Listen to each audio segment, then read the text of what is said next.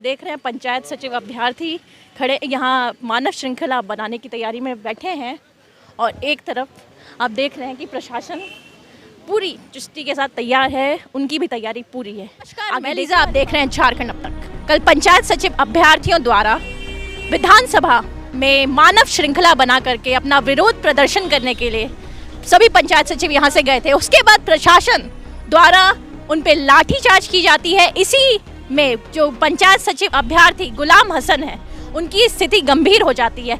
आइए उनसे मिलेंगे और जानेंगे क्या हुआ था कल, क्या था पूरा मामला। पूर्ण तरीके से जो है मानव श्रृंखला बनाकर विधानसभा के पास खड़े थे, क्या कुछ कहना चाहेंगे?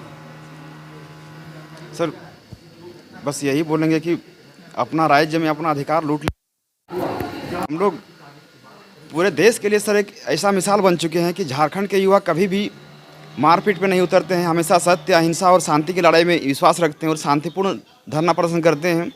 और वैसे ही हम लोग कल का दिन सर हम लोग न्याय यात्रा निकाले हुए थे, क्योंकि हमारे बड़े भाई जितने भी सदन में बैठे हुए थे सब लोगों ने ये कहा था कि तुम लोग संघर्ष करो, हम तुम्हारे साथ हैं।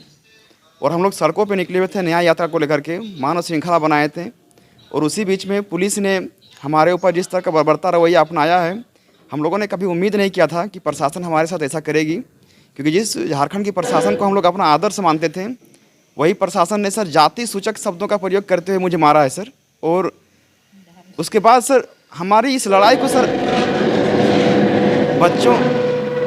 बच्चों की इस लड़ाई को सर, अभ्यर्थियों की इस लड़ाई को पुलिस वालों ने सर सांप्रदायिक रूप देने का प्रयास किया है सर।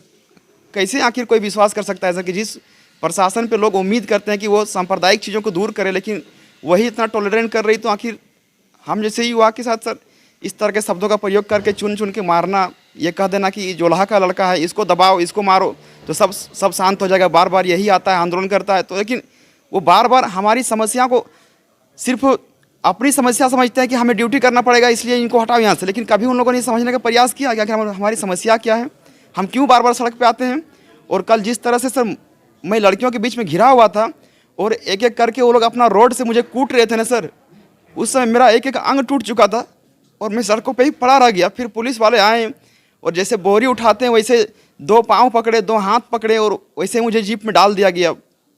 मैं बेहोश पड़ा था और फिर पता नहीं कब मैं जीप से गिर गया, फिर मेरा सिर फट गया, फिर मैं बेहोश हो गया। और उसके बाद फिर से लगातार मुझे अस्पताल लाया गया। अस्पताल जब HSC वाला अस्पताल लगे छोड़ा गया उस समय, तो फिर मैं उस समय होश में था।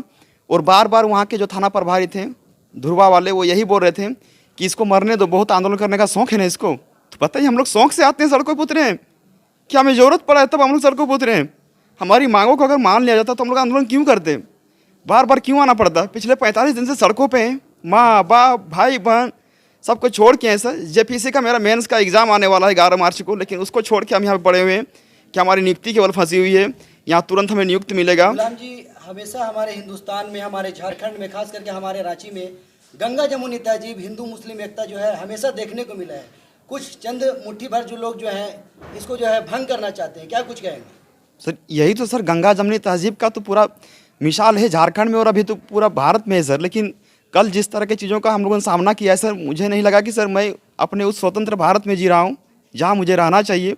क्योंकि सर जो रक्षक हमारे हैं, जो प्रशासन है, वही अगर इस तरह से जाति सूचक टिप्पणियों का प्रयोग करेंगे तो सर फिर हम किसके पास शरण लेने के लिए जाएंगे, किससे हम अपना जाकर के अपना शरण लेंगे सर, जब वही लोग हमारे साथ इस तरह का दुर्व्यवहार करेंगे। और सर उससे तो बड़ी बात सर कि लड़कियों को सर, जब मैं लड़कियों के बीच में घिरा हुआ था तो लड़कियों का बालों को पकड़ पकड़ के उनको वहाँ से हटाया जा रहा था।